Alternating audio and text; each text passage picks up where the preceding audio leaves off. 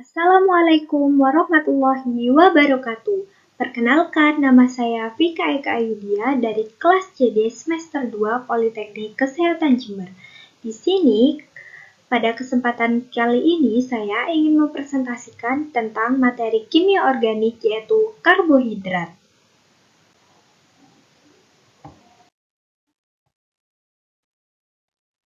Karbohidrat. Sebagian besar dari kita tentu pernah memakan karbohidrat, yaitu contoh karbohidrat adalah jagung, sayur-sayuran, susu, kentang, dan lain sebagainya. Contohnya seperti jagung, di mana jagung tersusun dari mikromolekul yang disebut karbohidrat, di mana karbohidrat memiliki nama lain yaitu sakarida, di mana istilah ini berasal dari bahasa Arab yaitu sakar yang berarti gula. Hal ini disebabkan karena karbohidrat sederhana memiliki rasa yang manis sehingga dihubungkan dengan sifat gula yang berasa manis.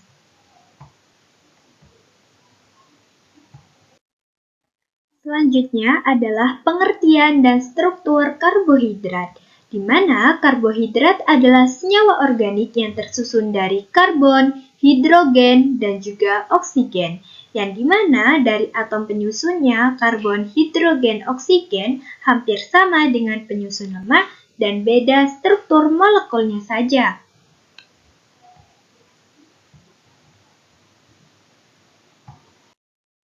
Klasifikasi karbohidrat berdasarkan gugus fungsi, di mana karbohidrat itu berdasarkan golongannya dibagi menjadi dua, yaitu karbohidrat yang mengandung gugus aldehid disebut dengan polihidroksialdehid. Jika karbohidrat mengandung gugus fungsi keton, di mana disebut polihidroksiketon. Selanjutnya adalah berdasarkan reaksi hidrolisisnya, karbohidrat digolongkan menjadi 4, yaitu monosakarida, disakarida, oligosakarida, dan juga polisakarida. Yang pertama adalah monosakarida. Monosakarida adalah jenis karbohidrat yang paling sederhana sehingga tidak dapat mengalami hidrolisis. Monosakarida dapat digolongkan lagi berdasarkan gugus fungsi dan jumlah karbonnya, di mana penggolongan monosakarida berdasarkan gugus fungsinya yaitu jika monosakarida mengandung gugus aldehid maka disebut aldosa. Yang kedua, jika monosakarida mengandung gugus keton, maka disebut ketosa. Contoh dari aldosa yaitu contohnya seperti glukosa dan galaktosa. Yang kedua, contoh dari ketosa yaitu fruktosa. Selanjutnya adalah berdasarkan jumlah atom C, yang dimana berdasarkan jumlah atom karbonnya monosakarida yang paling sederhana yaitu triosa, di mana jumlah atom karbonnya ada 3. Atom karbonnya ada 3, seperti ini. Yang kedua adalah tetrosa, yang dimana jumlah atom karbonnya ada 4. 1, 2, 3, 4. Yang ketiga adalah petosa, yang dimana jumlah atom karbonnya itu ada 5. 1, 2, 3, 4, 5. Yang selanjutnya adalah heksosa, yang dimana jumlah atom karbonnya itu ada 6. 1, 2, 3, 4, 5, dan 6. Yang kedua adalah disakarida, di mana disakarida merupakan karbohidrat yang berasal dari kondensasi 2 monosakarida. Akibat dari kondensasi tersebut adalah terbentuknya ikatan yang menghubungkan antara 2 monosakarida yang disebut dengan ikatan glikosida dan disertai dengan pelepasan air. Yang dimana contohnya yaitu sukrosa, laktosa, dan juga maltosa. Di mana sukrosa itu adalah hasil kondensasi antara glukosa dan juga fruktosa, di mana reaksi kondensasi antara glukosa dan fruktosa itu menghasilkan yaitu menjadi gula tebu atau gula pasir. Di mana sukrosa ini terbentuk dari glukosa yang dimana terbentuk dari ikatan glikosidik dari gugus hemiasetal dari glukosa dan juga gugus hemiketal dari fruktosa, sehingga pada sukrosa tidak terdapat gugus reduksi. Yang kedua adalah maltosa, yang dimana maltosa ini dihasilkan dari reaksi kondensasi antara glukosa dan juga glukosa, yang dimana maltosa termasuk gula reduksi, yaitu gula yang dapat bertindak sebagai agen reduksi. Dan juga maltosa memiliki gugus reduksi. Di sini. Yang kedua adalah laktosa. Laktosa adalah hasil dari kondensasi antara galaktosa dan glukosa yang terdapat pada gula pada susu. Sifat-sifat disakarida yang dimana rasanya manis, mudah larut dalam air, dapat mereduksi Fehling kecuali sukrosa. Sukrosa disebut juga gula infrared karena mengubah arah putaran cahaya terpolarisasi, yaitu sukrosa ditambah air menjadi glukosa dan juga fruktosa. Selanjutnya adalah olisakarida. Olisakarida adalah karbohidrat yang tersusun dari 3 atau 10 unit molekul gula, yang dimana gula penyusun olisakarida dapat berupa galaktosa, glukosa, dan fruktosa, contohnya pada rafinosa, di mana terdapat glukosa, fruktosa, dan juga galaktosa. Pada umumnya, olisakarida berada dalam bentuk glikat atau glikokonjugat, di mana glikat adalah karbohidrat yang berikatan dengan kovalen dengan spesies lain seperti protein dan juga lemak. Yang selanjutnya adalah polisakarida. Polisakarida senyawa yang terdiri dari gabungan molekul-molekul yang lebih dari 10 unit monosakarida. Fungsinya sebagai cadangan energi dinding sel tumbuhan.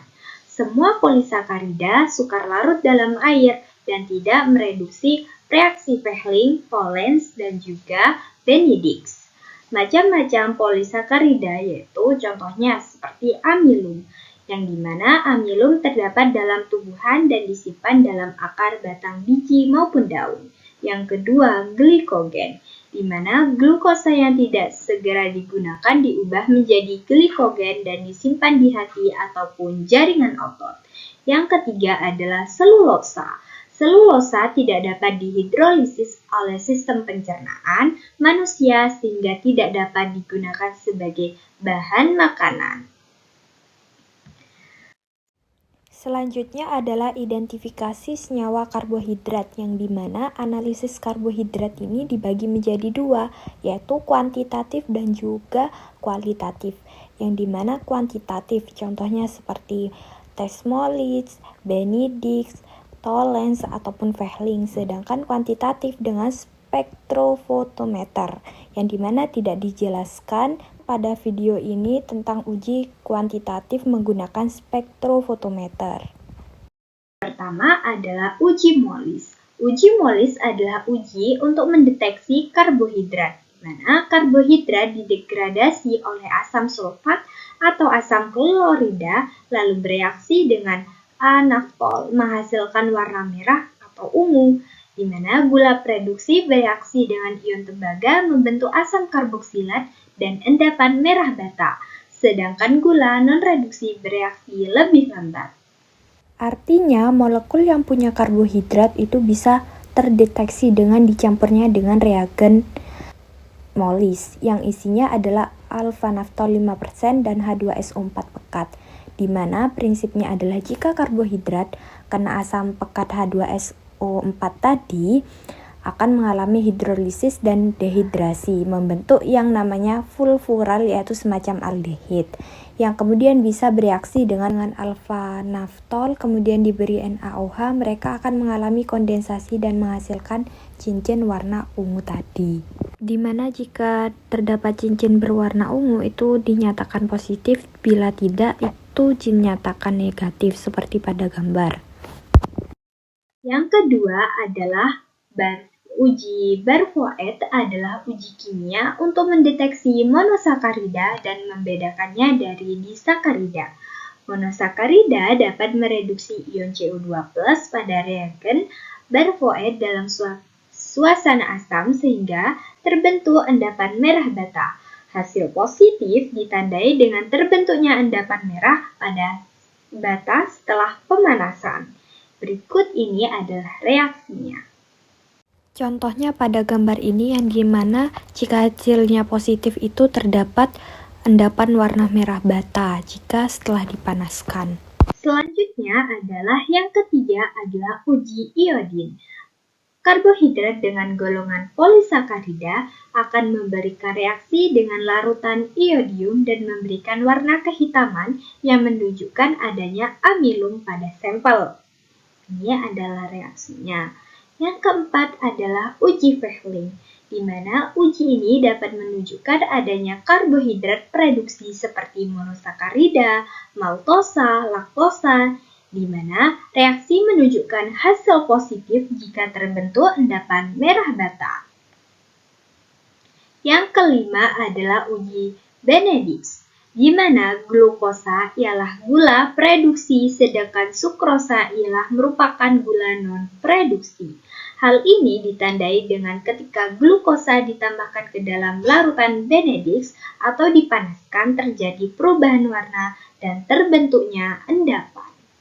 Artinya, uji Benedict's ini adalah uji semi kuantitatif untuk gula produksi atau sederhana, di mana reagennya adalah reagen Benedict's yang terdiri dari CuSO4 dan natrium sitrat dalam larutan natrium karbonat, di mana ujinya itu terdiri dari reduksi, di mana Cu2+ jadi Cu1+ dan juga oksidasi melepaskan Cu2O, endapan merah bata, dan dibantu dengan adanya pemanasan, di mana pemanasan itu digunakan untuk mempercepat reaksinya.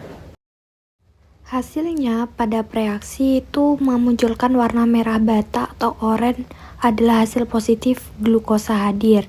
Semakin mendekati warna merah bata, semakin warna gula produksinya yang terkandung di dalamnya semakin banyak. Jika itu terdapat warna biru, maka tidak ada gula produksi. Berikut adalah daftar pusaka yang berasal dari sumber-sumbernya. Sekian, terima kasih. Mohon maaf bila ada salah kata pada saat saya menyampaikan materi. Terima kasih. Wassalamualaikum warahmatullahi wabarakatuh.